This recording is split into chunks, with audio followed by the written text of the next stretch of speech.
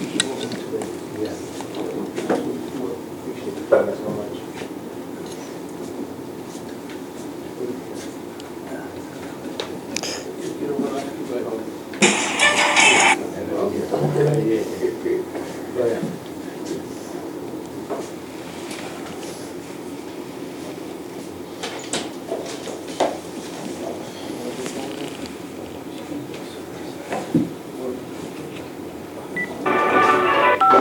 You are now about to start recording the share. When you are finished, please hang up.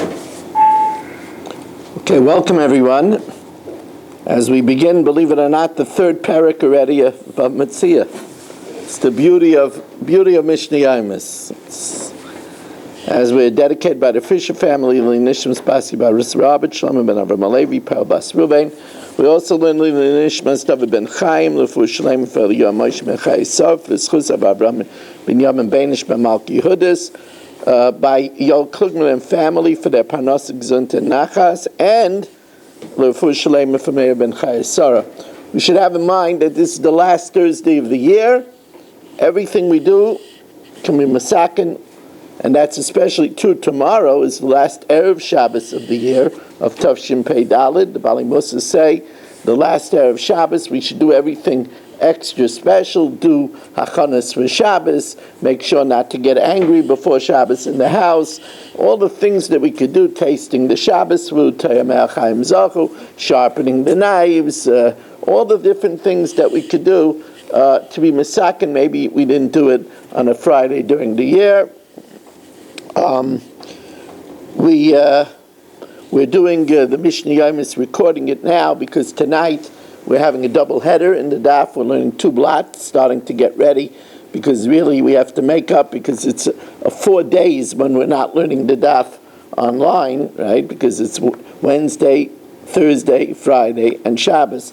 So we'll have to have 2 days before Yom Tov that we learn 2 blots. So this will be the first one tonight. Following that will be the segment for the Shabbos table. Also, a few reminders. Number one, there's a share this Shabbos for men and women, and that share, it takes place at 5 o'clock. Everybody's invited, men and women, boys and girls. You can even bring your baby carriages if you want. We have slichas here in the shul, Divrei Yisairis at 1:45, and slichas at 4 minutes to 1. I'll say the slichas. I was told after the fact that there's another slichas on Sunday morning at 7:15. I will tell you, I wasn't asked about it. I'm not going to cancel it, but you should know that that's b'diavad. The first slichas, but Metzia menucha kidamnucha tchila, should preferably be at chatzais, and if not chatzais, it should be early in the morning. But at 7:15, it's again. It's better to do it then than not to do it at all.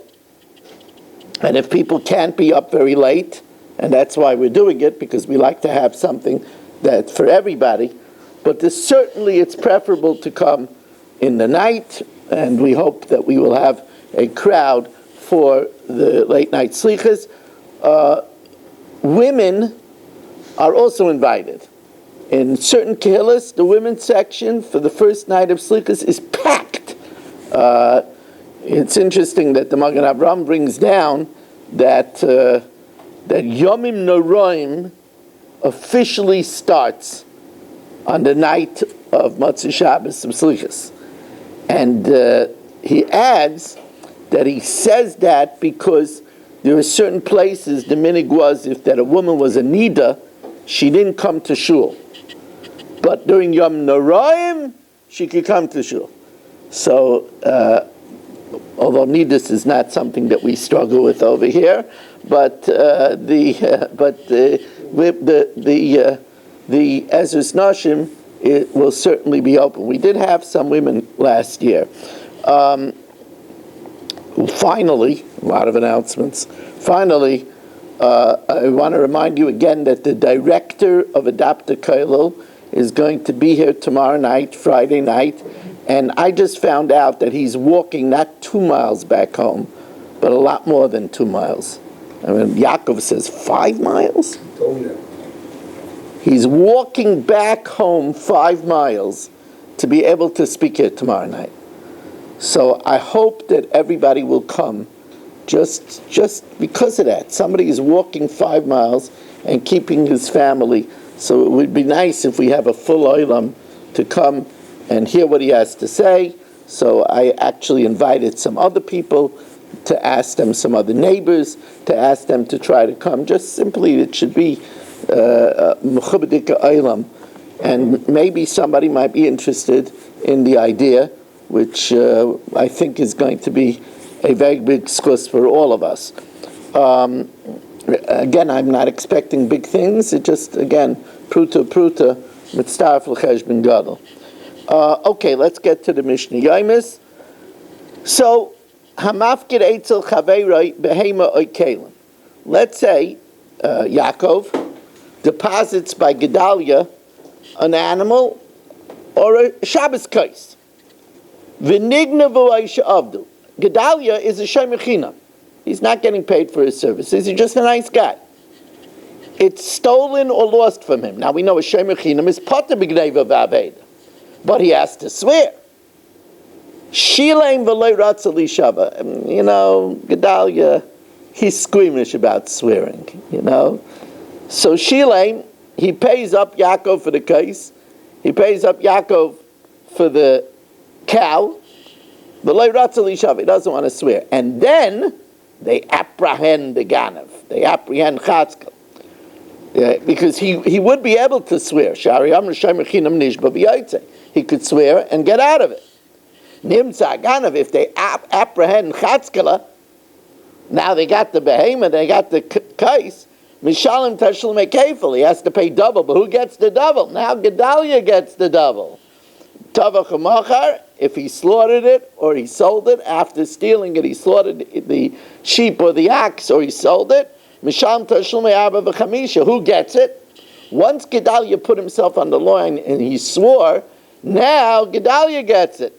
Lami Mishalim, Lamisha Pikad Netzlik, the one that the deposit was by. And all of a sudden, Gedalia says, this is a profitable night.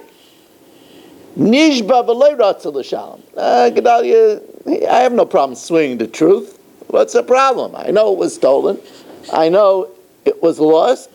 So he swore. He doesn't want to pay. What, is he going to fork over the cost of a kais, the cost of an animal? It's expensive.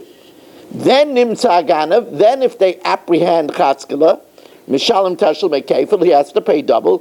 Tavach macher, if he slaughtered or he sold it, mishalim tashel meyabah b'chamisha, he has to pay 4 or 5, right? 4 in the case of a sheep, 5 in the case of an ox. Lami misham, then who does he pay? Then he gives it to Yaakov. Then he gives it lebala pikadon, to the owner of the pikadon. Now, here's an interesting case. Hasaycha para. In this case, what happens is Baruch rents a cow for me. You know, I have a rental service, and Baruch rented a cow. He wanted fresh milk, you know. He really wanted real Chol Yisrael, right? So he rents a cow for me. And then what happens is Michal Avram wants to loan it. He wants to borrow it. Michal Avram wants to borrow it. And Baruch asks me permission. Can I lend it to Michal Avram? And I say, okay. And then Umeisa Kedarka. Then that cow dies. Now Baruch, as a renter, is not chayiv to pay if it dies. A renter is not chayiv for an einus. But Michal Avram is chayiv for an einus. Now you see, Baruch sees a profit margin over here. Baruch swears to me, right? Baruch swears to me that he wasn't negligent, that it died. He's off the hook from paying me. Then he says, look, Michal Avram, you're a shayel for me. Shayel is chayiv, pay me. So Baruch is making money with my cow. You ever hear of such a thing? Baruch is smiling. He says, I've heard of such a thing. So that's in Tanakhama's opinion. Yeshava ha-soicher shemeisa kedarka. Baruch swears, I'm not responsible, I'm a renter. It died in its normal way. It died of old age. I'm not chayiv. Then he turns to Michal Avram and looks him straight in the eyes and says, you took a loan. You're chayiv and einsim. Ba'ashoyel yishayel m'seicher. And then Michal Avram has to pay Baruch. However, Rabbi Yossi says, no. Baruch is not making money with my cow. Rabbi Yossi, Ketzad Allah, he says, how is he making a profit with my cow? Michal Avram has to pay me for the cow, and not Baruch Ian. Again, Daf Yomi tonight at 8. Chanan ben Akash Amaratz